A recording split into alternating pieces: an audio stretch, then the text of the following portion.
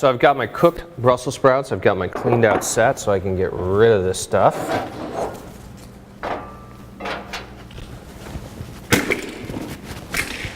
And I'm going to go ahead and place these guys in here. Again, this is all about forced spontaneity, right? I'm making this look as natural as possible, but this is intentional without question. Where I'm placing these things, 100% intentional. I am going to kind of just keep it loose. I do want it to feel a little bit natural. But once I start looking through the camera, I'm going to see things I don't like. Like I know I don't want to really look at that end.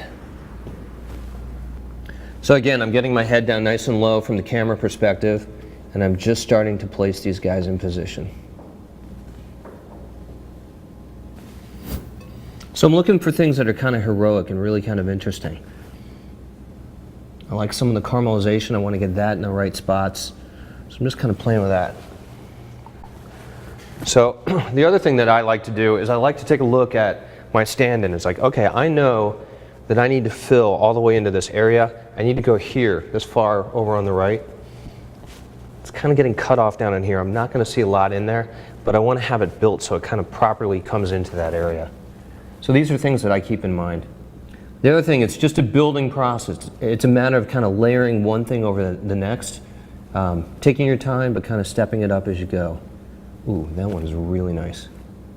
Like that might be my hero that I focus on. Now, this is definitely a messy proposition. One thing you always want to have is plenty of kitchen towels. Ooh, man, that was nice. I usually have one over my shoulder, just because I know I got to clean myself up. I don't want to touch my camera when it's all full of butter. So I know right now, I'm going to take a really quick shot. I know right now, I'm creating something kind of gross in here. Like that's a really weird tangent. I know I don't like it at all. So I'm going to want to fix that. Taking a quick look, I think it's looking pretty good. Now that these are cooked, they're a little bit darker, but I like what's going on. You can tell I need to fill in here a little bit. It's a little bit dark. I definitely need to fill in here, and I got to get rid of that bad tangent and fill in a little bit more in front. So I want something small down in there. Maybe in here too.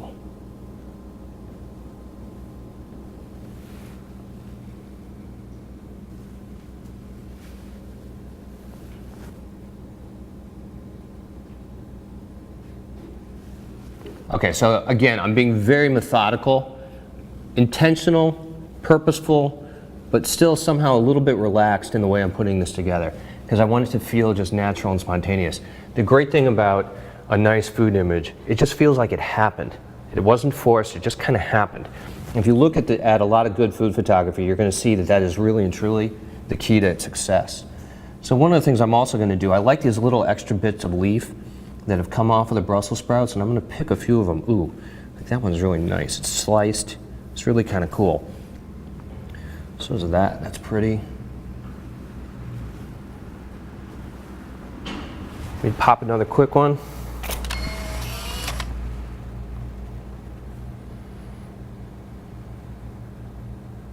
Nice. I see a little area over here that I want to fill in a bit. Other than that, I think we're probably in pretty good shape. We can actually finalize this. Again, I'm being mindful that I have a little bit of butter on my fingers, just using my pinky to trigger it because I don't want to get my camera greasy. I really like this. I think I've got a hole right here where it's a little bit dark, so I want to fill in there. I'm going to add some of these leaves on top, pull this out, and I think we're going to take a look at kind of finalizing this thing. Now again, I look at my computer screen, I think, okay, exactly where is that? I make a mental note of it, and then I come out here, I put my head in where the camera is, and I kind of fill in that area. That's too big. And I'm just going to mess it up a little bit so it doesn't feel overly done.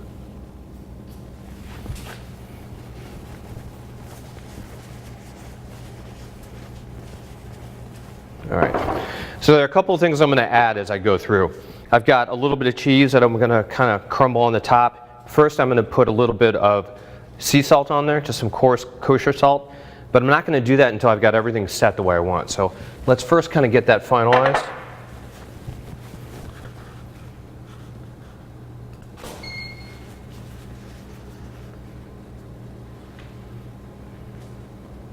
I like where this is going. Now remember, I talked about kind of defocusing your eye, where you step back a little bit and you kind of let your eyes honestly blur as you look at an image. And when I did that, I saw Mickey Mouse ears. I've got these two Brussels sprouts that are kind of flanking right in the center, looking like Mickey Mouse ears. I don't want that. Plus, they're almost on the exact same plane. I've got to make an adjustment there.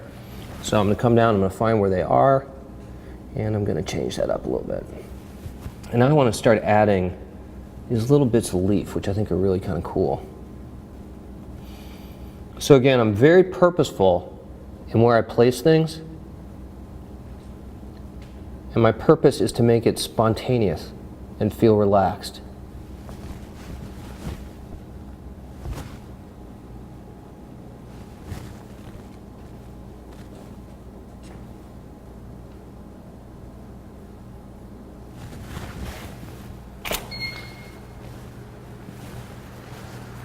Ooh, nice.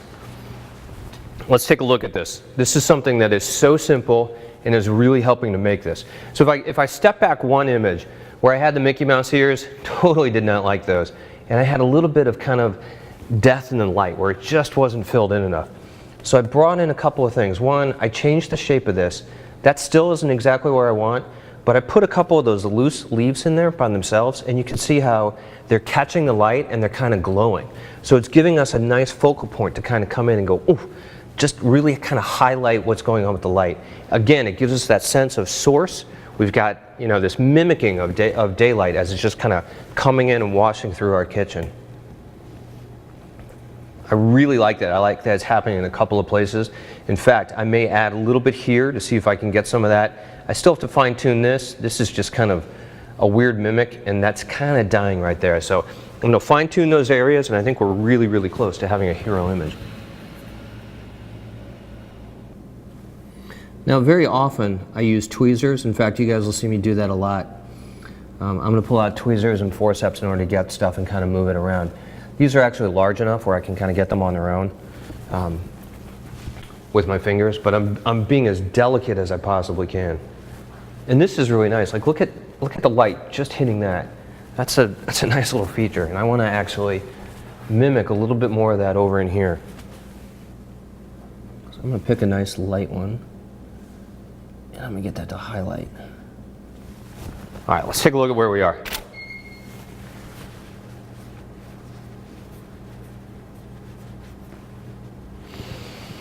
I brought them up a little too high. I like what they're doing. They're just a little exaggerated. So let's go ahead and let's bring these guys down just a bit.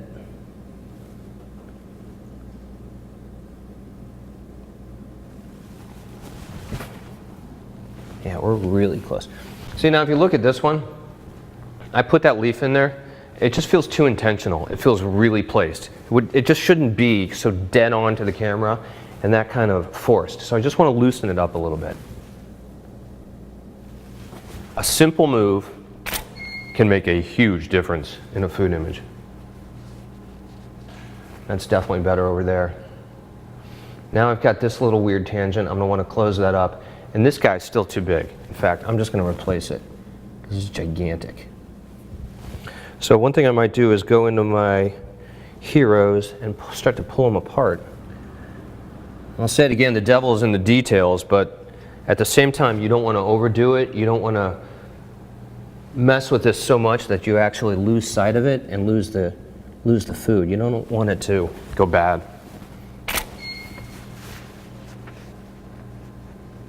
All right, digging it. Much better back there. Good shape. Now this area is looking a little dead. This one Brussels sprout is so dark, it just doesn't have any life. So let's switch that guy out.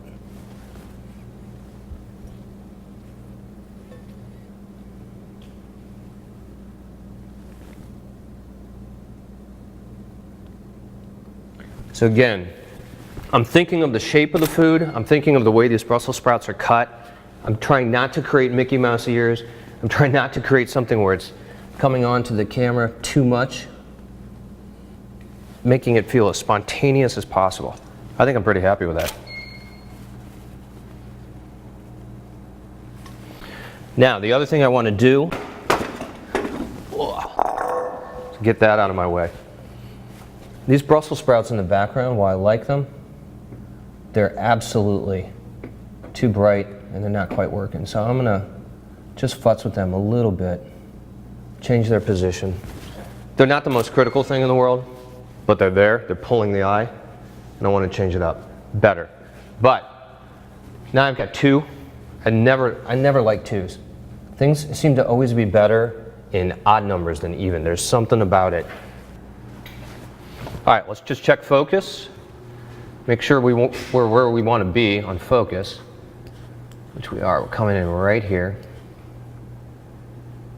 And back it up a little bit. Again, I'm starting to have a little bit of a hole right here.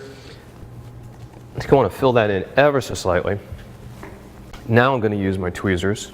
So I often do this.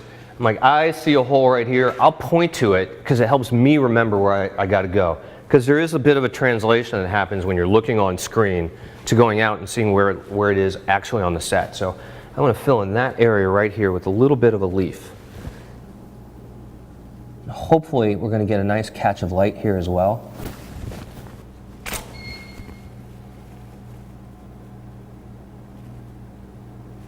Love it. Very, very happy with it. The only thing now that's kind of drawing my eye is this little one right here. I want to change that. And I don't want to do it by moving it because that's my hero. My hero Brussels sprout is resting on that, so if I move it, I'm going to change everything. So I'm just going to go like this, and I'm going to kind of cover it up a little bit with a leaf to kind of change the way that looks. Very simple thing, but I'm thinking about this entire build, like how I have this thing built.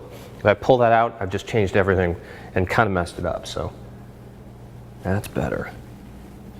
Gonna have one more, and I think I'm done.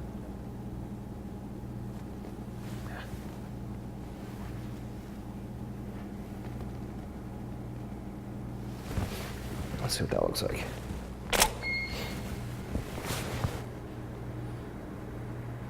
Nice. And again, picks up a little light, just has a nice little hit.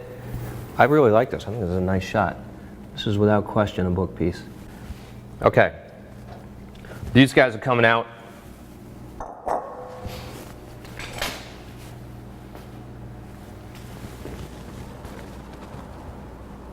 Double check my focus. That looks really good. All right, I'm going to do a couple of things here. So I'm going to do something called focus stacking, where I'm going to take 4 or 5 consecutive shots, or I'm just ever so slightly changing the focus of my camera so that in post I can bring more of this in focus if I choose to do so.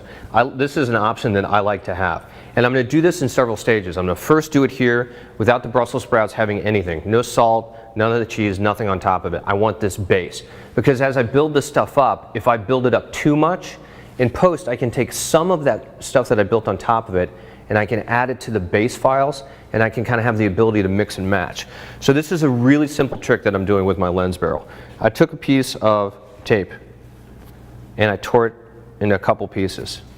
And I'm putting one portion on the fixed side of the lens and the other portion on the rotating focusing barrel, okay? I'm going to grab a pen.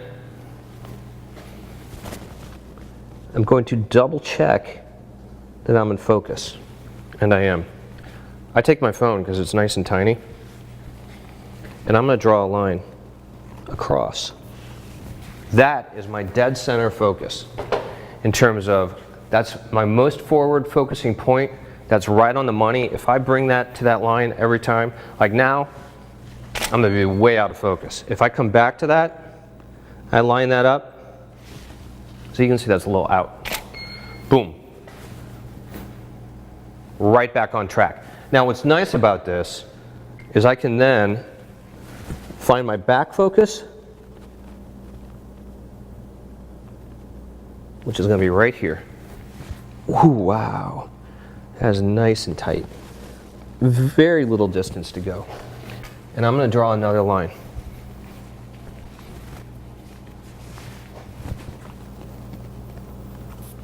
right there. I'm barely moving on this because I'm so macro. Now on a 35mm camera, this is different than it is on a 2 1/4. When I'm shooting on my 2 1/4, that distance is going to be much greater. Like here, I'm really and truly barely moving. But what I want to do is I want to split that distance. So I'm going to start with position number 1. That's front focus, right there. I'm going to move ever so slightly. Position number 2, that's my mid-range. And ever so slightly more, position number 3, that's my back focus.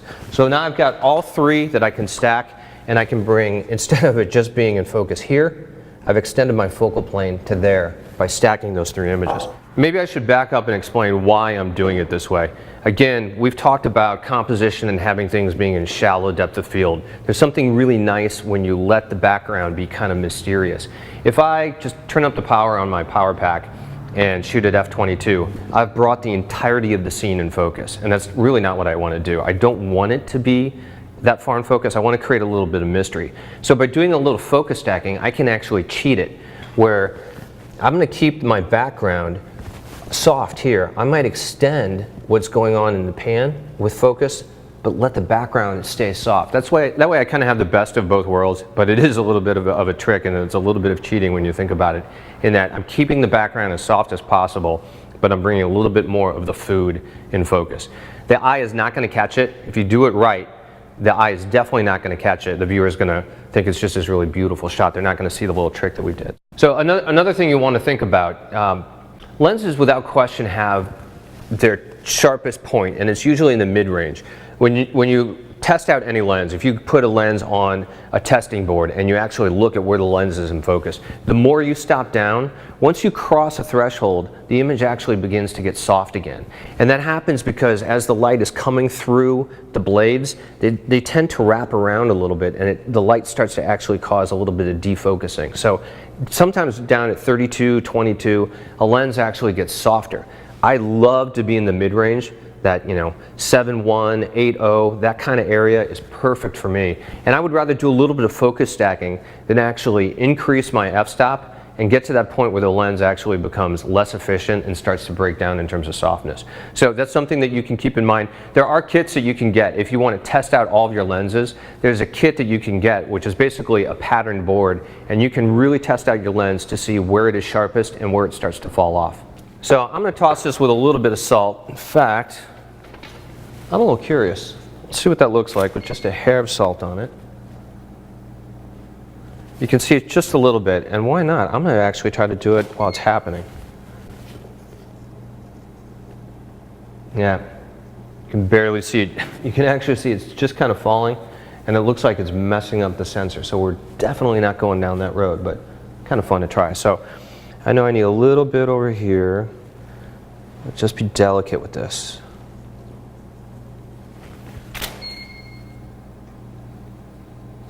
Okay, I like that little bit of salt. I think it's kind of nice. So what I'm going to do is I'm going to go back and I'm going to repeat my focus stack. Now that I've got the salt on here, I'm going to start at my base. I'm going to shoot my middle. And then I'm going to shoot my farthest point. And I'm going to go back to my base. So again, this allows me to keep consistent as I'm going in post-production. If I want to focus stack this stuff and I don't like the salt, I've got it. If I want to focus stack it and use all the salt, I've got that.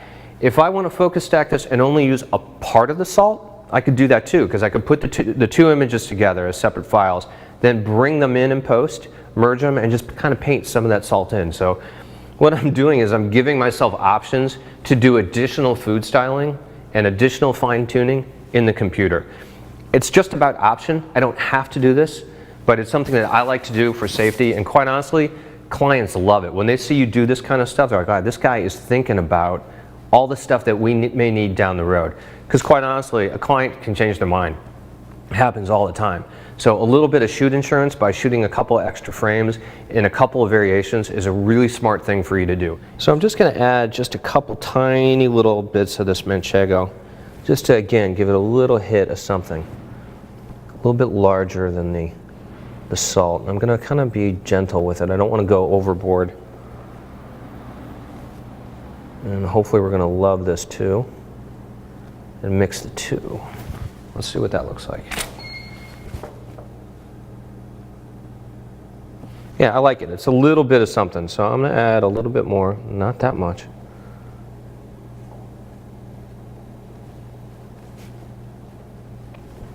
And again, I look back at my computer, I think about exactly where this is going to go,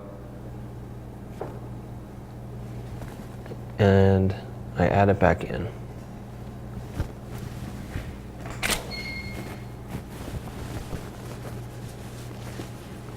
Cool, I dig it. I'd say I'm done with that. I'm going to stack these up home to the side. So I really like where this is. I'm going to do my last bit of focus stacking, and then I think that's it for the Para 88. Again, this is the light that I use all the time. It's a beautiful parabolic Broncolor Para 88. I love this light. It's far and away the most expensive light we have in the studio. So now let's shift gears once we get this finalized, and we're going to go to an Octabank, something that's far less expensive and well within a lot of people's reach. And let's see what the quality of light looks like in comparing the two.